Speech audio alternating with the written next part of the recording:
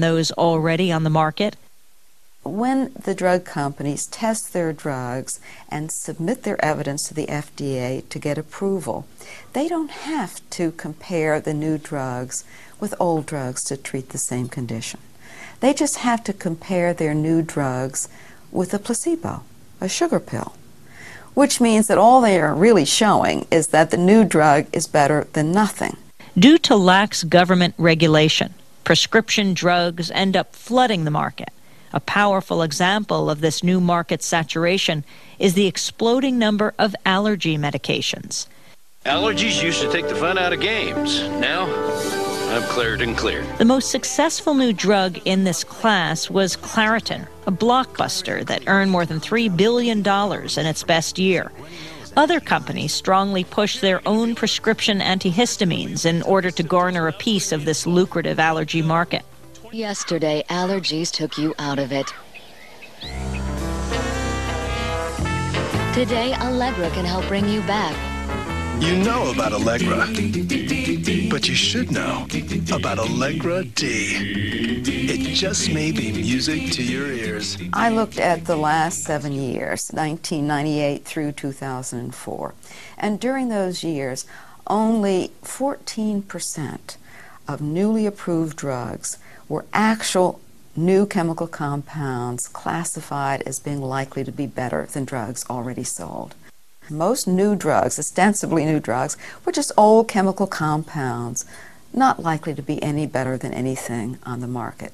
These are called Me Too drugs. It's not difficult to create a Me Too drug, and it's not expensive to create a Me Too drug. It's expensive to make novel compounds, because for every one drug, there are 2,000 drugs that fail. But for every one drug that's a Me Too, you're batting 1,000 when you make a Me Too drug. What the drug companies are doing now is concentrating on lifestyle drugs that can be marketed to vast numbers of people, and the market can be easily expanded.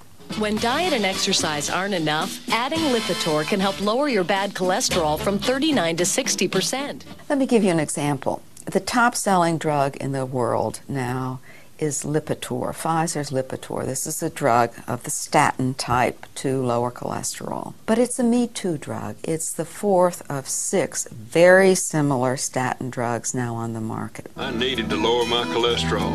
My doctor told me about Zocor. Vytorin treats the 2 sources of cholesterol. Crestor, along with diet, can lower bad cholesterol by up to 52%. There's a lot of debate about whether we benefit as a public from having 5 different statins that the industry devotes a whole lot of money to promoting in order to compete with each other. The marketing goes mainly to convince people that one Me Too drug is better than another, despite the lack of any evidence on that score. Once one company starts to advertise its product and creates what's called brand awareness of its product, it's got the Campbell's soup or the Nike. Another company that wants to promote its drug feels it can't afford to stay on the sidelines. So it creates this sort of vicious circle where everybody's advertising.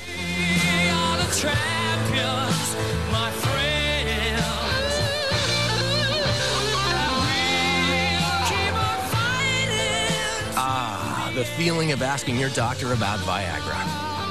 For example, the Viagras of the world. In 1994, $265 million a year went to consumer advertising. In 2004, in the first 5 months of 2004, the same amount of money went to advertise only erectile dysfunction drugs. If a relaxing moment turns into the right moment, will you be ready? You can be with Cialis. More and more men are making the move to Levitra. Maybe it's time you discovered what all the excitement's about. When we pay the higher and higher prices for drugs, that's the cost that we in the United States are paying for. This marketing is the real name of the game. They've become vast marketing machines now. And if you could stop the Me Too market, you would stop the promotional activities to a large extent. Nexium. Nexium. Nexium. Nexium. Nexium. People are asking their doctors about it. And if you call 1-800-4NEXIUM, you'll learn about a free trial offer.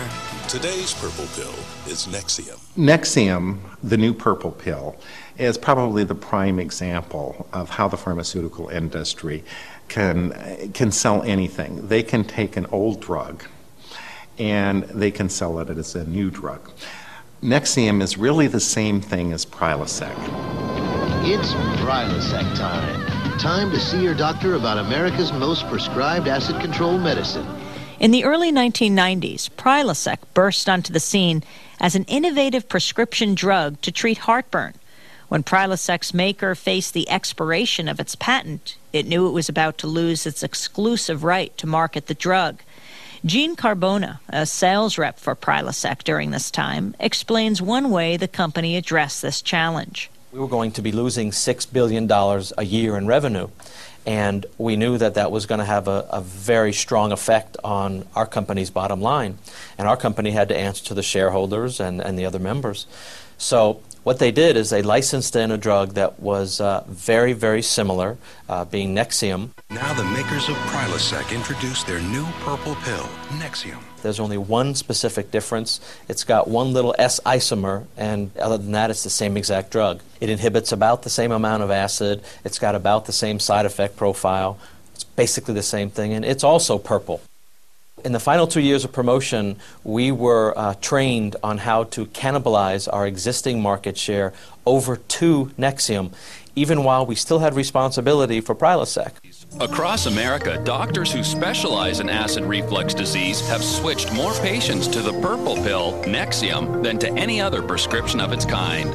By 2004, the popular purple pill was available in 3 almost identical versions, but priced at vastly different amounts, ranging from $24 a month for over-the-counter Prilosec to $171 for the new prescription drug Nexium. No amount of hard, cold facts about this drug could hold back its progress in the American marketplace. And it's a good example of how broken and corrupt our marketplace really is, because it simply started advertising to the consumer, pushing this new drug to doctors, dropping samples. It became the most advertised drug product in the United States, and it's hugely successful. And the fact that there's both an over-the-counter version of Prilosec and a generic version available makes no difference, because our system has no way of shedding any light on this for the basic consumer. It's a classic campaign, very successful, and there are other manufacturers that are out there that know that their products are going off shelf life and promoting not generics, but they're promoting their new branded product, which is almost the same. It's remarkable what this industry is able to do and how they're able to create images of drugs as either being new or more effective or safer than older drugs, when all of the underlying information points totally in the opposite direction.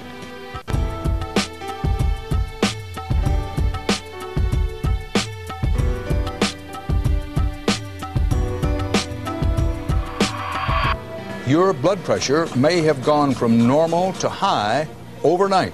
New government guidelines mean millions need a checkup. Do you? At the same time that drug advertising is pushing people to their doctors, experts are busy redefining what it means to be sick. All you have to do is change the definition of high blood pressure, and you can increase that market by tens of millions of people, or change the definition of high cholesterol.